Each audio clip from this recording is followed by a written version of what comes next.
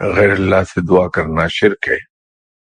لیکن مزارات پر جا کر رب تعالی سے دعا مانگنے کو شرک نہیں کہا۔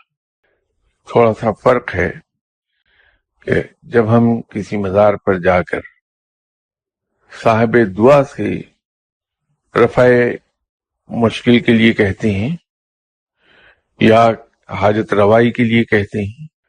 تو وہ شرک ہے کہ وہ غیر اللہ سے مدد مانگی جا رہی ہے۔ لیکن اگر کسی مزار پر ہم گئے اور وہاں ہم نے فاتحہ خوانی کی اور اس کے بعد